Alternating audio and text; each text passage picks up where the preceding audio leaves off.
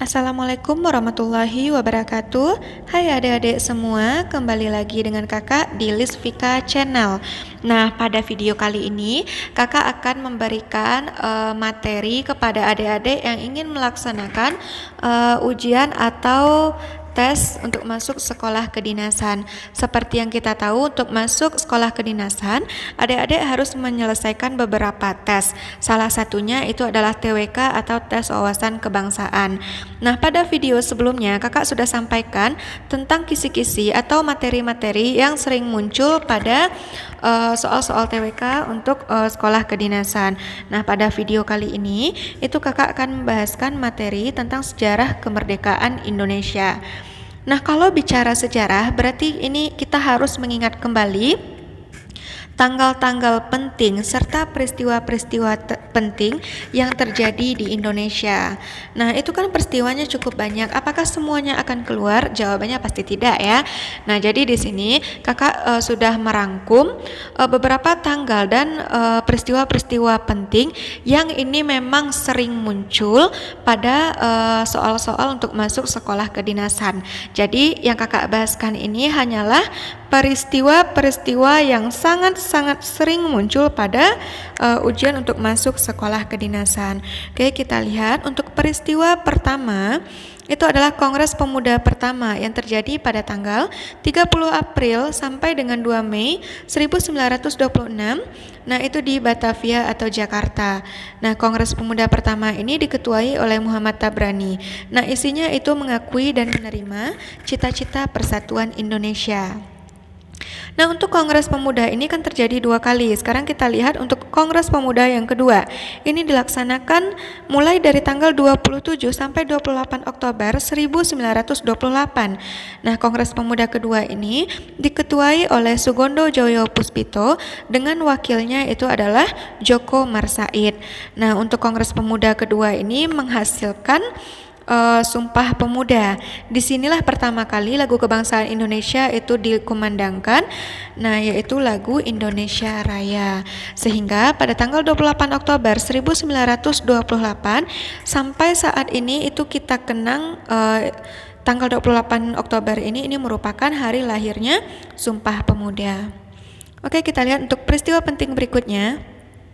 Itu ada pada tanggal 1 Maret 1945, di mana Kumakichi Harada selaku Jenderal Dai Nippon yang membawahi Jawa itu mengumumkan akan dibentuknya suatu badan baru dengan nama Dokoritsu Junbi Kosakai atau BPUPKI. Nah, jadi Indonesia itu kita kenal dengan istilah BPUPKI. Nah, BPUPKI ini diketuai oleh Bapak Rajiman Widio Diningrat dan wakil ketuanya itu ada 2. Untuk wakil perwakilan dari Jepang itu ada Hibangase Yoshio, sedangkan wakil untuk Indonesia itu ada Suroso. Berikutnya pada tanggal 6 Agustus. Nah, ini kakak rasa semua adik-adik sudah ingat ya. Kalau bicara tanggal 6 Agustus, nah ini sekutu itu menjatuhkan bom atom di kota Hiroshima, Jepang. Kemudian peristiwa berikutnya itu tanggal 7 Agustus 1945, BPUPKI itu resmi berganti nama menjadi PPKI atau dalam bahasa Jepang kita kenal dengan istilah Dokoritsu Junbi Inkai. Nah, PPKI ini diketuai oleh Insinyur Soekarno. Peristiwa berikutnya itu pada tanggal 9 Agustus 1945, di mana sekutu menjatuhkan bom atom untuk kedua kalinya itu di kota Nagasaki, Jepang, dan berhasil memukul mundur Jepang dari wilayah Indonesia. Nah, pada tanggal 14 Agustus 1945, ini Jepang menyerah kepada sekutu, nah itu secara resmi. Nah, ini kan terjadi kekosongan ya, karena Jepang sudah menyerah kepada sekutu. Nah, ini dimanfaatkan oleh rakyat Indonesia untuk menyusun rencana proklamasi kemerdekaan Indonesia. Nah, pada tanggal 16 Agustus 1945 dini hari, Itu Insinyur Soekarno, Bapak Muhammad Hatta, beserta Ibu Fatmawati dan anaknya yaitu Guntur. Nah, itu dibawa ke Rengas Dengklok, tujuannya untuk mengasingkan mereka semua. Nah, kenapa harus diasingkan ke Rengas Dengklok? Nah, itu tujuannya untuk menghindari segala macam bentuk bujukan Jepang yang dapat mempengaruhi keyakinan Soekarno dan Hatta. Nah, dan menggagalkan terlaksananya proklamasi kemerdekaan. Padahal itu kan tadi ada kekosongan ya, mulai dari tanggal 14 sampai tanggal 16 tadi itu ada kekosongan di mana kita sudah mempersiapkan proklamasi kemerdekaan. Jadi agar para petinggi-petinggi tokoh penting ini tidak dipengaruhi oleh Jepang, sehingga tokoh-tokoh penting seperti Bapak Soekarno, Muhammad Hatta, Ibu Fatmawati dan anaknya ini harus diasingkan ke daerah Rengas Dengklok. Nah, sehingga pada tanggal 16 Agustus ini kita kenal dengan dengan peristiwa Rengas Dengklok. Kemudian proklamasi sudah disusun. Nah, pada tanggal 17 Agustus 1945 di Jalan Pegangsaan Timur nomor 56 Jakarta, lebih tepatnya di kediaman Bapak Soekarno. Nah, tepat pada pukul 10 teks proklamasi kemerdekaan itu dibacakan oleh Bapak Soekarno dan didampingi oleh Bapak Muhammad Hatta. Kemudian disusul pada tanggal 18 Agustus 1945, PPKI atau Panitia Persiapan Kemerdekaan Indonesia itu mengambil keputusan untuk mengesahkan dan menetapkan Pancasila dan Undang-Undang Dasar 1945.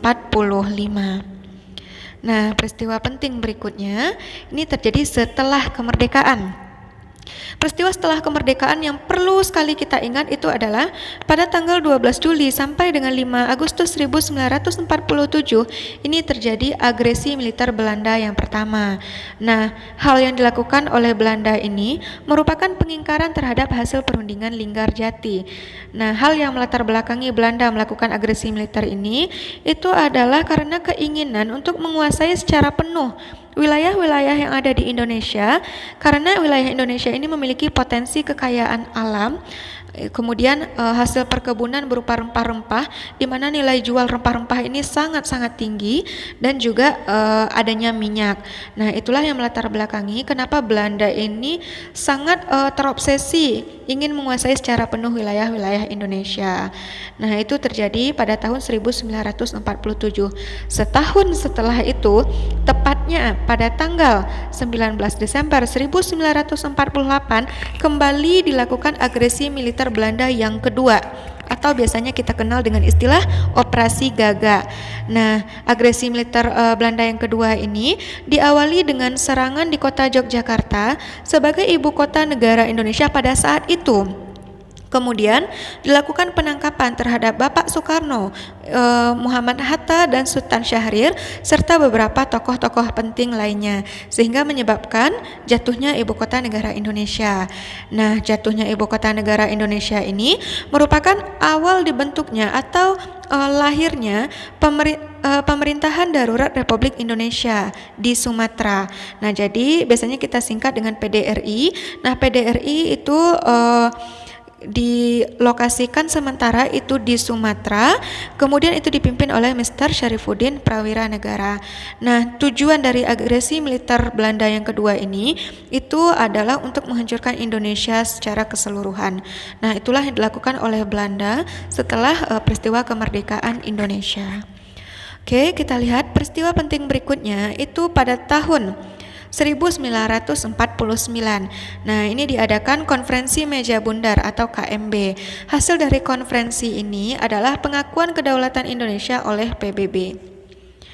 Kemudian pada tahun 1955, nah ini diadakan pemilihan umum yang pertama di Indonesia.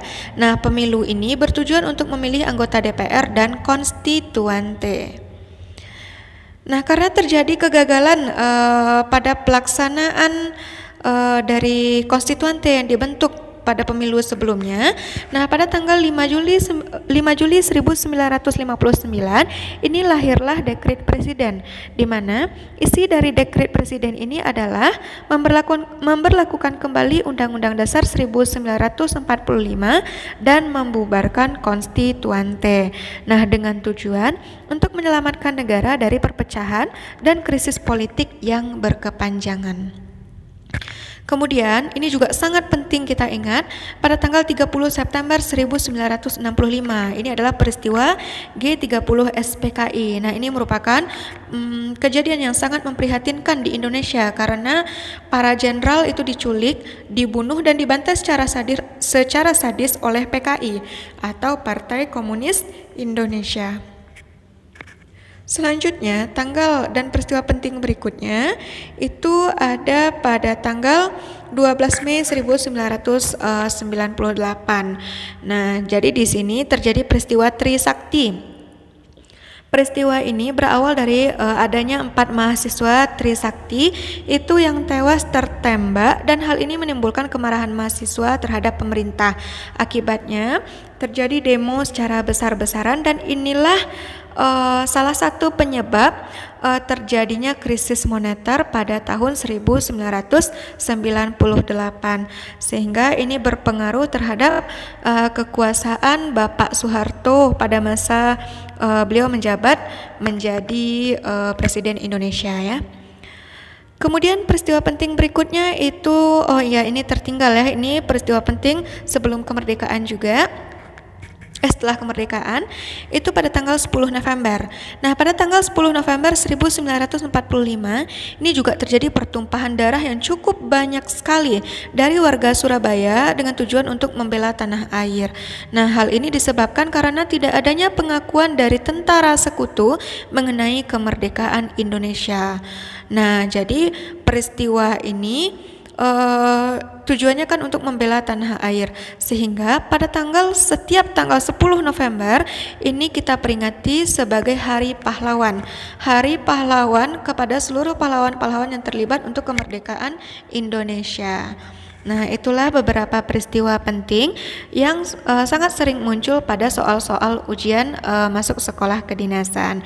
Oke adik-adik, sekian dulu video kita kali ini.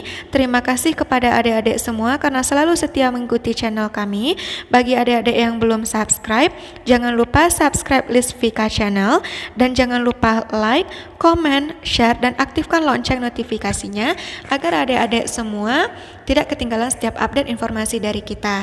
Nah, bagi adik-adik yang sudah subscribe, tetap ikutin channel kami karena kami akan selalu memberikan update informasi seputar UTBK, ujian mandiri, SIMA UI, ujian sekolah kedinasan, serta materi-materi baik itu materi SMP, SMA, untuk soshum, untuk jurusan IPA atau IPS. Nah, itu kita akan selalu memberikan upload video terbaru untuk membantu adik-adik semua dalam belajar di rumah. Oke adik-adik, semoga semua materi dan semua soal-soal yang kami berikan di channel ini bermanfaat bagi adik-adik semua. Jaga kesehatannya dan semoga sukses untuk melaksanakan ujian. Oke, kakak tutup. Assalamualaikum warahmatullahi wabarakatuh.